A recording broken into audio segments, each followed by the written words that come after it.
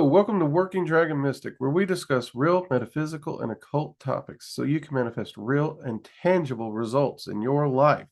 This week in our live community topic, we are actually going to discuss the seven deadly sins from a mage's point of view. Okay, so we're going to be talking about some of my thoughts and thoughts of other people who I've talked with, their thoughts on what the seven deadly sins are and what is their actual meaning. Okay. Now, before we get too deep into this and somebody's head explodes because you're on an occult channel and we're talking about sins, let's understand that when I am talking about these, I am looking at these from a point of wisdom, not a point of if you do this thing, you're going to go to the Christian hell. We are looking at these on a broader spectrum than a religious view. Okay. So understand that coming straight out of the gate. Point blank, I'll admit, I don't believe in hell. Okay? I don't. That doesn't mean, however, I'm too blind to see the wisdom in other aspects of life. So let's get into this because this is actually one, and I'm going to out myself here because when I originally left the church and everything, I pretty much tossed aside everything and anything that had anything to do with the church in any shape, form, or fashion. 10 commandments, seven deadly sins, all that crap.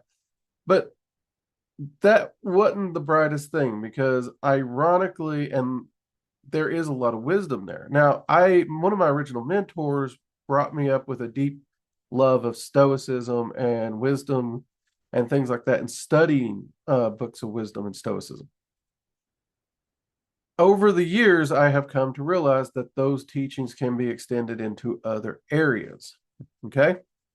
And I love to sit and meditate and see if things can still be valuable in life. And that's exactly where we got the inspiration for this particular topic today. Also, if you'd like to take part live in these discussions, because if you're watching this on YouTube or Rumble, it was recorded live. We have viewers watching it. They can ask me questions, and there's also a live Q&A chat after the recording. Join us at the Working Dragon Mystic community. You can find links down below or go to workingdragonmystic.com. There'll be a link to the online community there, okay? A lot of great things are happening at the community. We got courses, we got workshops, we got experiment projects. And if you choose to support the channel, there's an entire section and perks for supporters only for just a measly $10. All right? But the rest of the community is absolutely free. So let's get into this. So we're just going to go in the order that I found them listed straight up. I looked up a list and this was the list as order. So we're going to start with lust. Okay. Now, lust is usually defined as unrestrained sexual cravings. This one, I'll be honest, this is the one that says, well, that's because religious people are prudes. That's the only reason that one's on there. They try to demonize it. And yeah, I'll be honest, I pretty much quoted that same sentence. In fact, that could have been me. I've heard it from many other people, but it is. However, that is not the case if you actually take time to meditate and look at this deeper.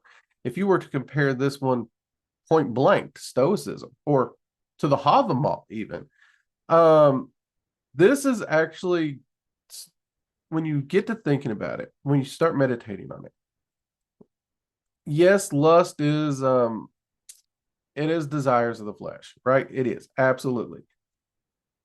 And a lot of people will teach to keep your heart guarded. Give yourself a project, stay busy, exercise if you're bored, anything to keep you from getting out of trouble in this area. Now, let's be honest, folks, no matter how much you may practice safe sex, things can always go sideways, things can always go wrong and completely unravel your plan in life. Okay? Again, that's not to say that sex in and of itself is a bad thing. But if you take this to mind and you meditate on it and you are cautious about it and you're cautious about who you trust to put yourself in those positions with, that can be of a huge help to you in your long-term life, right? From a Stoic perspective, this is about not allowing your physical or sexual cravings to rule you, okay? They don't take over your life. This day and age in the modern era, the amount of like porn addiction or other addictions in that line is actually a little crazy. It absolutely is. And how much time people spend on it. I actually know an individual, and I wish I was making this up. Last month, they spent $500 alone on pornography websites. Okay. Now, I'm no prude. I got nothing against it. But at the same time, that much money, that's more than my groceries. Um, but, so any addiction's bad. Okay. Any addiction is actually bad. And from a Stoic perspective, this is literally avoiding that addiction of sexual cravings and of the flesh and not being ruled by it. And it also would couple into the Stoic ideal of not being ruled by your emotions, because those urges do couple in with the emotional side, right? So you don't want to be pursuing your life based on emotions. Those things can directly get in the way of your goals that you have in life. Those things can get directly in the way of what it is you want to do in life, what you want to pursue, who you want to be. This is a mere warning of wisdom of not getting too lost into this area. Okay. Don't get lost in the physical desires of the flesh and the like. And I can't count the number of guys that I've honestly seen this destroy. I'll be honest, straight up. And actually, ladies, I can't say I know as many ladies because ladies usually don't talk about it as much, but I do know a few. So I honestly think this street goes both ways. All right. The next one is sloth, laziness, and lack of effort. Okay. This is perhaps one of the easier ones, right? Honestly, if you sit around and do nothing and accomplish nothing, you're not working toward any of your goals to pursue what it is you want in life, nothing's going to happen. You're wasting time. You're wasting your life. And time is your most valuable resource, quite frankly. We all have a finite amount of time and we don't even know when it expires. We're not promised tomorrow, right? We're not even promised the end of the day. Hell, I could drop dead during this recording. I don't know. That'd be a hell of a way to go out though. Better than Elvis, I guess. But this one is warning. It's talking about how the lack of effort and how wasting what precious time you have can harm you in life, right? I think that one's pretty straightforward. You can absolutely waste your time. You absolutely can. I know I have lost too much time, right? Too much time. I could actually rename this one Skyrim because I have lost too much time to that one game. Now, what is laziness and lack of effort? We did a difference between relaxing. I did a video, and you can check it out on YouTube and Rumble, about the difference between resting and laziness. There is an actual difference there. And lack of effort, well, if you're never going to try, you're not really going to get nowhere, and that's going to affect you. Okay, it will affect you. All right. The third one on the list is greed. Greed, excessive desire for material things. That's pretty much how everyone always talks about this one. Yeah, sure, from the spiritual, religious, or even mystical side of things, people's like, it's good to share your wealth. It's, go out, find a charity, donate, give things away. And that's also a good ideal, but that's not really teaching the lesson that I think would be the better ideal, right? When I meditated on greed, one of the things I was reminded of is how so many wise men throughout the ages, and you see it in, again, Stoicism, that's going to probably be the area I lean to the most, where they would regularly practice living with only what they literally needed so that they could have a better appreciation for the things that they did have. And any of the things that, those little nice little perks or bonuses that life throws your way when they come, we know they're temporary, but hey, it's there for a time. They would enjoy those even more because of this. There's even a concept in Stoicism called controlled discomfort, right? They would sleep without a bed because you don't need a bed. You can sleep without it, but you got to embrace the discomfort.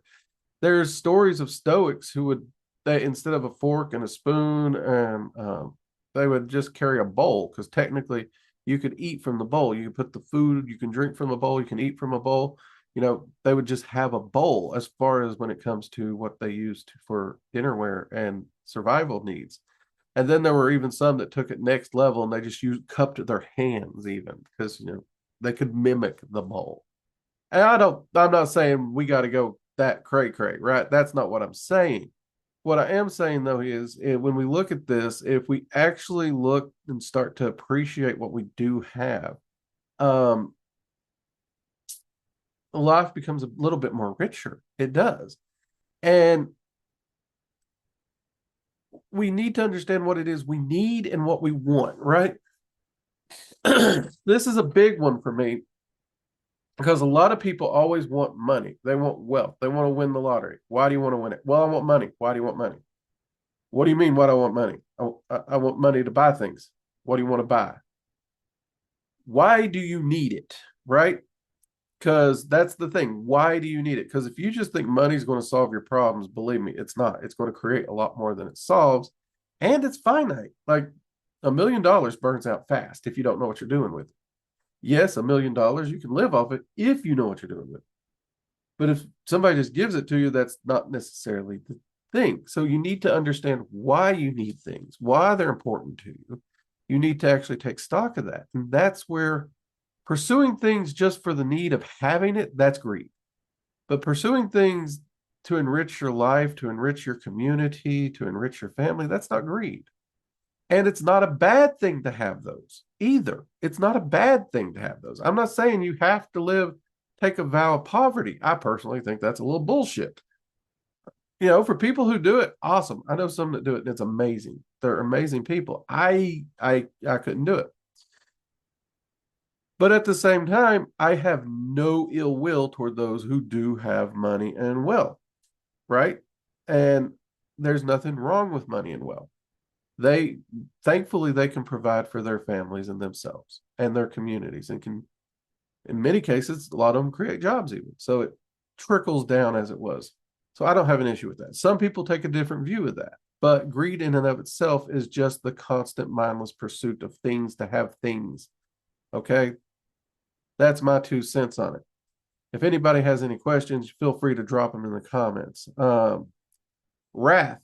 This is one, I will honestly say, this is one I've struggled with in my life. Uncontrolled feelings of hatred and anger, straight up. I used to have a horrible temper, and I have spent so many years meditating and working on my anger issues. And it's something, it's kind of, I view it like alcoholism. I really do. I don't say I've gotten rid of my temper. I never say that. I have gotten control of it most days, right? I always consider myself recovering anger issues because it's something I have to be mindful of daily to moderate. But it's also a valuable one. This one's very, very important. I can see the wisdom in this as someone who's lived this. Anytime you're angry to any level, you start reacting to your emotions. You start saying stuff you wished you hadn't said. You start shooting your mouth off. You're not thinking clearly. It starts creating problems and it starts spiraling out of control real fast. So the wisdom here for me is learn to be patient, learn to calm down, learn to take a deep breath, learn to clear your mind and focus and think. Okay. You want to respond. You don't want to react. And far too many people this day, they do let their emotions get a hold of them, and they do react to situations they don't respond. Responding means you've stopped, you've taken a moment, you thought about it, you thought about the consequences, you know exactly what you're going to say, and you speak it. Reaction is just bam, somebody shoots their mouth off and you shoot your mouth off back, or somebody shoots their mouth off and you hit them. We've all seen it. Emotions just tear loose and people start screaming, and it spirals out of control real fast, right? All right. The next one is envy. This one, again, I think this ties into jealousy, or not jealousy, ties into greed, though it is a different kind of greed. This is a different kind of greed in my mind. It is jealousy toward another's happiness. Now, a lot of people, even me, we do think of this as greed, but there's a reason it's separated. And it took me a while, personally, when I was younger, to understand why that separation is there. This is about being thankful. It is practicing thankfulness every day. Thankful for what you got. I got a car that runs. I have a roof over my head, you know. Um, and you stop focusing instead on what you don't have. You focus more about what you do have, where you are. What are your goals, right? Don't look over at your neighbor's sports car and get caught up in the fact that you want the same sports car. Envy is the jealousy toward other people's happiness. You are upset because someone's happy. Think about it. You are upset because someone else is happy. That is the biggest waste of time and energy on the planet. You could actually be taking that same time and energy and putting it in toward pursuing your happiness. This is just like a black hole of despair and misery. It really is, because this, coupled with greed, you end up just constantly pursuing things. And you're pursuing things blindly to the point that there is no amount of things that is ever going to actually make you happy, because you're not focusing on what you have at all. So once you have it, it falls off your radar. Instead, you're just constantly chasing the next thing, the next thing, the next thing, the next thing, the next thing. And you're caught in a constant chain of, well, depression and unfulfillment. And it's not a good place to be. Everyone I know who pursues things like that, they're miserable. They are absolutely miserable. Now, of course, the spiritual types or the religious types would say you should thank God or thank the gods or thank Mother Nature for your blessings every day. And if that's your shtick, if you're a spiritual person, absolutely, that makes sense. For me, I meditate and I am thankful that I have the things I have. I'm thankful for my wife. I'm thankful for my house. I'm thankful for working Dragon Mystic. For such a small thing that it is, I'm very thankful for it. And I remind myself of those things every day, because I also remember when I didn't have all those things. And honestly, I find myself more and more quite content in life. And a lot of the things that I thought would make me happy, I realized I don't need those at all to be happy. In fact, some of the things I would pursue would pretty much make me miserable. I'm not going to lie to you on that. So envy is a tricky one, but anyone who's ever battled a jealous neighbor or anything, you know that feeling. You know the feeling in your gut when you're upset because someone's happy. And you know what? No matter how mad their happiness may make you because they crossed you, they insulted you. I don't know. Maybe it's your ex. I don't know. We all know in our gut when we are angry or upset or jealous because they're happy, our gut twists and knots up in a god awful way. It's like you ate a plate of bad oysters. And that's because you should not be jealous or upset because someone else is happy. We should actually try to be happy for other people when they find happiness. Because honestly, I would hope that on the days I'm happy, other people are happy for me. I would love to see them be happy. You know what I mean? I hope that one makes sense. If it doesn't, again, all these, feel free to ask questions in the comments. I will do my best to help clarify and have that discussion. Pride. This one might be quite possibly the most famous of the 7 deadly sins. An inflated sense of one's accomplishments. Yeah, pride's a big one. There are a lot of people who really do blow themselves up in their own head. It's like the entire world revolves around them. They have a massive, massive overinflated sense of importance. They really do. And I would say it affects all of us to some extent. We would be hard pressed to find someone who gets stuck in traffic and be like, how can this happen to me? Like the only person that's being inconvenienced on that entire interstate is you, right? That's not the case. We all know deep down that's not the case, because if that was the case, there wouldn't be cars on the road, right? But our focus is entirely on ourselves in that perception, right? It is, we're the one that's being inconvenienced. We're the one having the bad day. And this does create problems.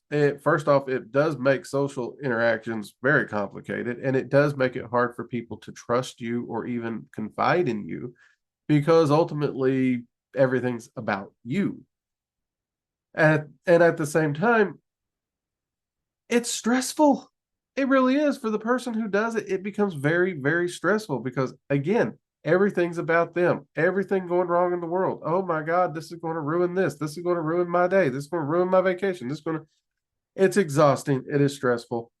Um, Stay humble, folks. Remember, you're not the center of the universe, no matter what someone told you. You're not actually likely a princess. I mean, obviously somebody's a princess. We do have royal families.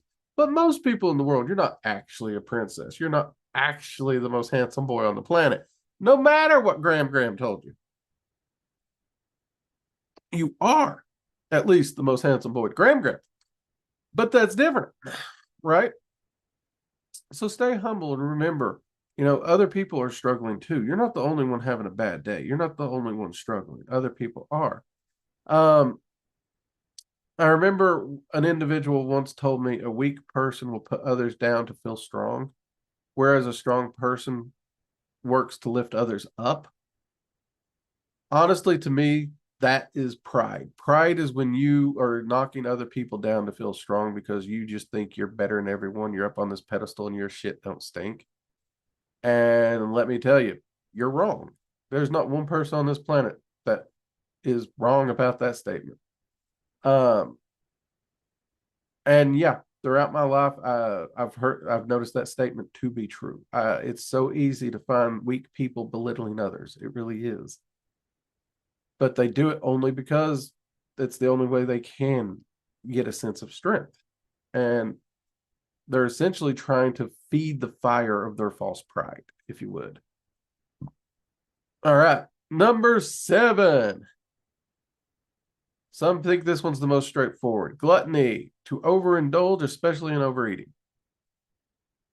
Every time we see gluttony, this one is always related to food. That may have changed in some medias today, but I know when I was growing up, it was always shown with food, stuff in your face. Just, alcohol was also included in it. So food and drink was definitely gluttony. And I can't deny that when we're talking gluttony, yep, absolutely. Overeating and over drinking can kill you easy peasy, lemon squeezy. Not going to be a problem there. However, meditating on this one, I would say gluttony is also one of the hidden ones it's more dangerous than we let on. And I have to wonder if this isn't because so many people don't want to admit to what gluttony is. It is quite literally the overindulgence in anything. It really is. If you overly indulge in anything, too many video games, too much food, too much alcohol, too much spicy food, we can jump back up to that lust, too much porn. Like too much of anything is going to hurt you, right? Most people don't realize you can drink too much water. Did you know that? You can actually drink too much water. It can kill you if you drink too much water. So too much of anything will kill you. Gluttony is an overindulgence in those things. And I got to say, this day and age in modern society, especially here in America, like we have more than enough of pretty much everything. Like I'm serious. Like it's crazy how much we got. And that's not a bad thing. Resources being plentiful is a good thing. The question is, how are we utilizing our resources? And first off, let me make it clear, I don't get into politics and stuff, but I don't care about the systems. I care about the individual. I hold the individual specifically responsible for how they choose to use their resources. That's it. I'm not going to pass the blame to anyone else ever. If something goes wrong in my life, it's my fault how I used my resources. And when you come to me, that's the lens I will be viewing our conversation through, right? That's my friends know this about me. Okay. So I don't blame religions. I don't blame whatever. I don't blame governments. I found the true empowerment comes from the individual. And that means the responsibility is also carried by the individual. But gluttony is definitely a big one. It really is. I mean, we've even made gluttony fun, right? We talk about sitting down and binge watching our favorite shows, right? I know individuals who have been watched Seinfeld 30 or 40 times, the entire Seinfeld seasons. I don't know how many seasons there are. Um, I think the same thing's been done with the show Friends, Sopranos, right? I know people have binge watched Lord of the Rings and Star Wars countless times. These are all things where people sat down and binged watched. Binge watching is just a definition for just going on a bender, basically, and fully consuming all the Star Wars or all the Lord of the Rings that you can consume in as small amount of time as you possibly can do it.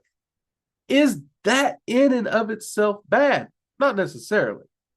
Not necessarily, depending on what you got going on. So if we look at this entire list and we put these all into play in our lives, they all help to hold up and shore up and balance up each other, right? So if you're looking at the sloth, right? Don't be lazy. Well, if you're already not being lazy, if you've already been paying attention to your schedule and what you need to do, and you've gotten everything done, and you literally have a free weekend, right? You've been working hard. You're tired, right? You need to decompress. You need to rest, right? Again, I'll point you to that video that I did about the difference between laziness and rest. I would say, and this is my opinion, there's nothing wrong with a Lord of the Rings bender. I don't see a problem with it because you know there's nothing you need to do in this weekend, right? There's nothing you need to do in that day. You know that. And you know you can put that little watch time there and then you can get back to work, right? Now, if that same scenario is, you know, there's like 5 or 6 things you have to get done this weekend, you know, fix the washing machine, do the laundry, clean the kitchen, prep all the food for the kids for their lunches this week, mow the grass, and you choose to sit and do Lord of the Rings instead of doing what needs to be done, that would be the bad side of that. You see what I'm saying?